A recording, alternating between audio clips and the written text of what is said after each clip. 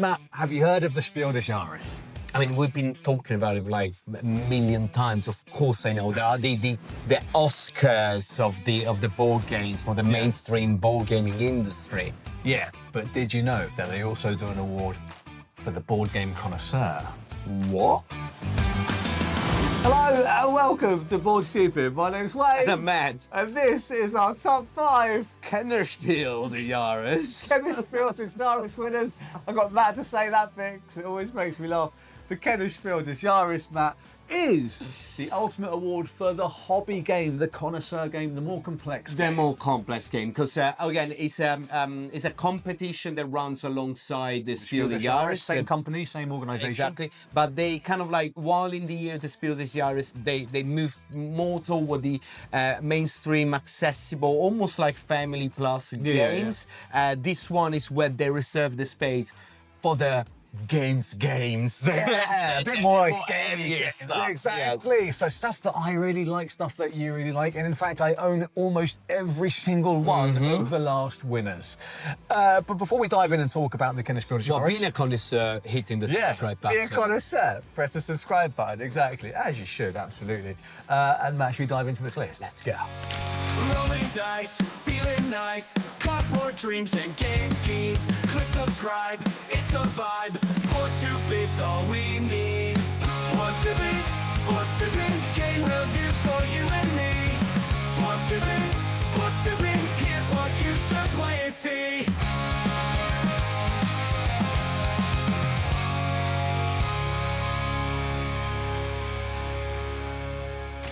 Okay, wait. So we say that the Kennerspiels are the more like for the heavier games awards, but give us 30 seconds of the history. Yeah, 30 seconds of the history. So, as known, the Spiel des Jahres and the Kennerspiel des Jahres and the Kinderspiel des Jahres are a German awards ceremony program that started in Germany and are awarded to games that are released on the German market. So they have to be in German language, they have to be available in retail in Germany. Market, yeah. So these games have to fulfill these specific criteria. The German market is one of the biggest on the planet. Yeah. And so it's a very prestigious award, if not the most prestigious. And the Kennerspiel was started in 2011 to differentiate the connoisseur games from, as you said, Matt, the more accessible, more family plus games, to try and create a separation, because before that date, they sort of blended They together. were all together, yeah. So you will have years where they were like El Grande in one year and then and the other just one. Yeah, exactly. So they were a little bit too mixed up. So they decided to do this division of the prizes, and I think that was the right thing to do. Was the right thing to do. Especially in at that time, like started like 2011, as you say, we started seeing like the booming of the industry. We really did. There Yeah, were massive so many boom more of it. games that it was difficult to put everything in the same basket. Absolutely that, Matt. So shall we start with our number 5? Let's go to the number 5.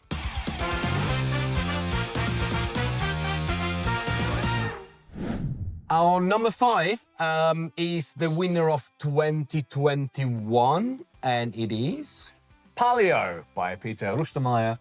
And this is a very interesting cooperative survival game, survival adventure game set in the Stone Age, where you are going to be controlling a tribe or tribes of ancient peoples trying to survive the cold and mammoths. Yeah, and saber-toothed tigers. Saber-toothed tigers yeah. and dying of starvation.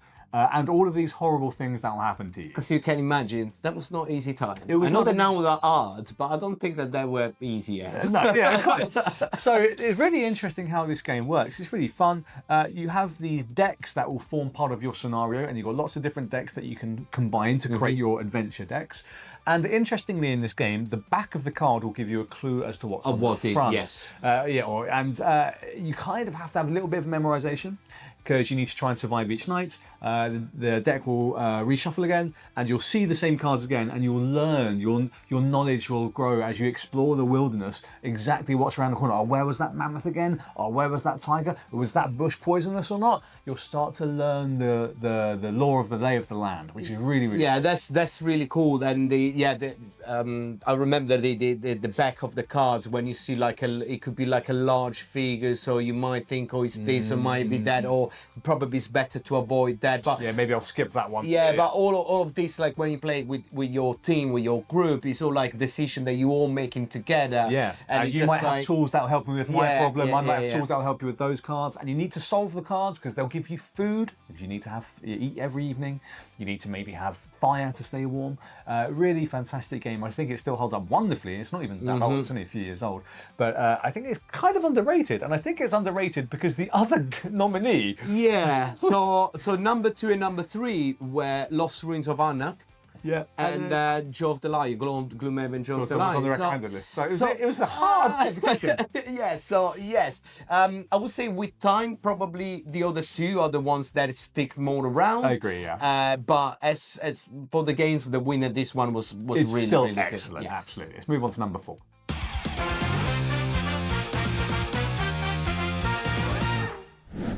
Matt, the next winner is from 2018.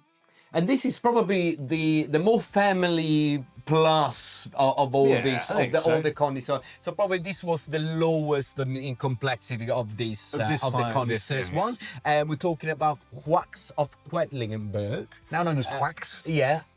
But yeah. I'm really happy with that, but I did prefer Quacks of Quedlinburg. Anyway, what it is, you're basically creating potions and trying to not blow up. Yeah, that is very much it. It's a bag building push your luck game. Yeah. That is particularly funny. It's one of those. It's one of those games that I remember like the first time that I played, I looked at it, was like, this is a kid game. Yeah, I yeah. just like, what is that? Yeah. And then every time you play, it's an absolute blast. It's an absolute blast. You're trying to pick up part of the potion from the bags that you are Different building, ingredients, yeah. and whenever you got a certain amount of the white ones, you basically blow up. That means that you're not getting either potion or points to buy more ingredients to put in your bag. So there is, but it's all about luck, because you put in your hands in the bag and try to pick it out.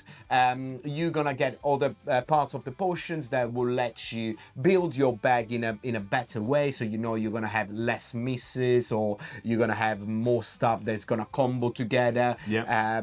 By the end of the day, if you pick all the wrong ones, that's what It is what it but is. That is the game. Yeah. That is the game. Sort of It's risk supposed to do that. mitigation. Yes, Yeah, it's exactly. supposed to Really, do really that. fun. It's like anything where you have this kind of push your luck, pull out of a bag element. It's like, oh my god, what's it gonna be? And yeah, because you've got like open scoring for everyone. You've always got good knowledge, and you know when you should push it or not. Really, really fun game, this one. And it's an hour game. Again, it's always fun putting it around the table. People always have a lot of fun, it's a and giggle. and it's good as well with people that don't really play game normally, because it's I think this is one of the great intro games to board gaming for It's people. quite, yeah, it can look intimidating because of all of the pieces, but actually when you tell people just pull stuff out of the bag and add it to Exactly. relatively straightforward. Runner up for this year, what would we got? It's actually, so this was, Quacks was designed by Wolfgang Vorsch. He was also in the runner-up games list with Ganz schön clever. So he had a bumper year, didn't Yeah, Wolfgang? that sounds good. And Absolute Ganz schön killer. Clever, again, is an iconic game another iconic today. game, yeah. I just want to say that I was a fan of the old version of Quacks of Quedlinburg. But the old artwork. Yeah. Yeah, it's kind of charming in its own way, wasn't it? Yeah. And in the recommended list for this year as well was Clank, another banging Yeah, game. big mate. game, Yeah, huge one.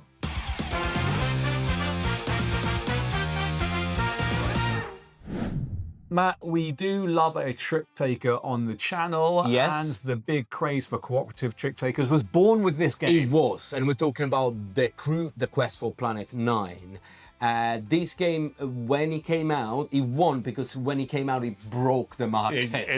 It literally broke the market. It's a new thing. With something that has been seen not really in that way, that is cooperative trick taking, scenario based, where you're trying to get through the mission books. Each mission's got different requirements, different things that you need to do. For example, this, you need to take this trick, not that one, or you need to do there is a book full of like variation challenges, on the game, but this took the market by storms, and this was like sold so many, and still today with all the new version that came out after that, I still think the original one is my favorite. I know the underwater Sea is one great as well, is really good as well, but Planet Night really got a piece of my heart because I was just like, what? It's so good. It blew open a whole room of innovation in that space for trick taking. Like, trick taking, but cooperatively, has now become a big thing. There's all sorts of different ones. Yeah. Sales since then. You've got the Lord of the Rings, the Fellowship of the Ring, the trick taking game, and its sequels. All sorts as a result of this specific game. Exactly. And at the end of 2025, we're still seeing more and more coming out. All very much thanks to the crew. So this is one of the games that I always recommend people just like you should have it in your collection. It's cheap. It's great. It's fun. In this year as well, we also had cartographers. Another the runner-up cartographer. I really like cartographer. But the next one, the other runner-up, is one of my favorite board game experience ever. And that was the King's Dilemma. Another fantastic game. What a year as well. That one. I love the King's Dilemma. Oh my God. But the crew probably are rightly so winning that one, yes. just for the amount that it did for the industry, especially in retrospect. Next one.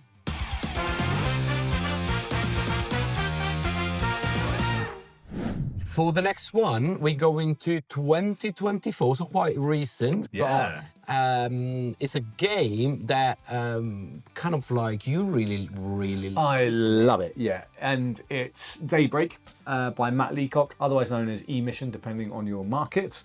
It's a fabulous game. Numerous reasons why I like this game. I love the message behind it. It is fabulous. It is a message of hope. Yep. It is a message of trying to work out the problem of climate change together.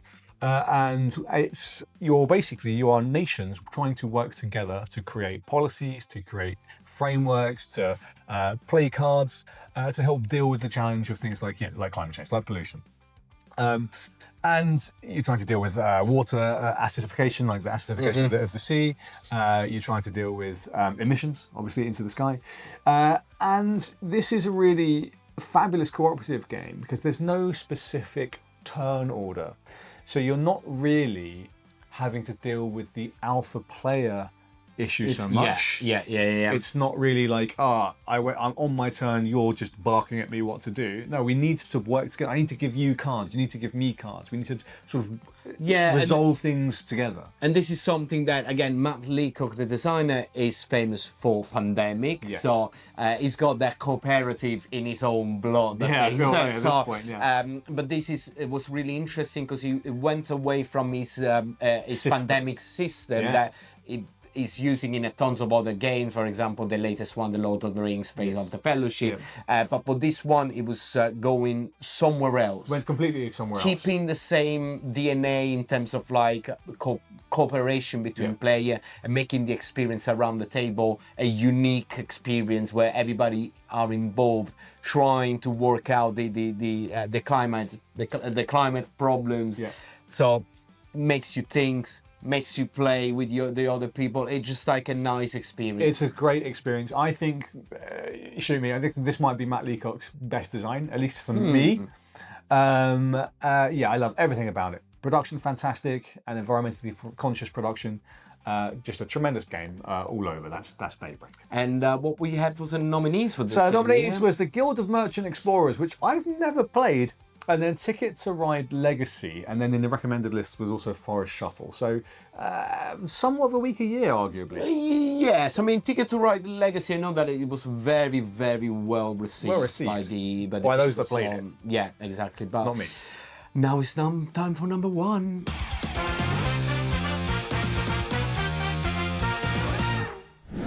And just before the number one, you have to wait. You have to wait. I'm just gonna hold you there for a second. Just gonna got you by the particulars. Yeah, we just want to add a couple of like honorable mentions because are games that are absolutely like very well known. They're iconic. So we have to include it into the list. Got to recognise them. But we wanted to talk about other games as well. This top five is our tastes, but we also do need to recognise these two games. Yeah. So first one is Wingspan. Stonemaier Games. I mean, what an absolute animal of a game. That game has sold absolute buckets, and it's done amazing things for getting people into the hobby because it has heavily popularised the whole beautiful nature thing. Yes, yes, but you know what it always makes me laugh about Wingspan is the fact that a lot of beginner player picks the box up thinking that it's gonna be like a very easy game, and then they start playing and they're like, so it's not mega complex, but it's complex enough, man. it's always not a little bit game. more. It's not a beginner game at all. I challenge anyone to say that it is not. It's a beautiful game. It's 2019. We played the game like so many times, and I never won. It's probably one of those games that I never won. But recommended in that year was also Architects of the West Kingdom, which I really like. I think it's a fantastic game.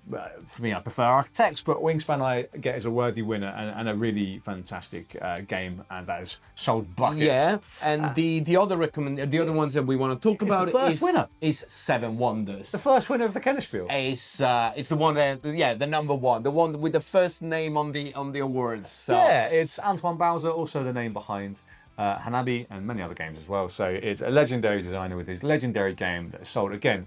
I think it's won more awards than any other game. I think. Yeah, it's just won tons of awards. It's still fantastic. If you've never played Seven Wonders, still give it a go. It's one of those it's a drafting you game. have to play before you die. Yeah, exactly. That's another list we should do. Yeah, why not? But Next first, time. number one.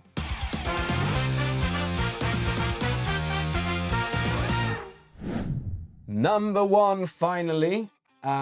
We got a game from 2025. Literally, the last one won this summer because this is it's taking place in June. So, But it's also my favourite one. yes, it was. We love this game, It's super good. and we're talking about Endeavour Deep Sea. What a game! Guys. What a game, yeah. We did a review of it, which I'll link up here. It's absolutely fabulous, Matt. And what I really like about this game, among many things, is how well it plays both cooperatively and competitively. Yes, that's something that we highlighted on the review when we did it like a few months ago.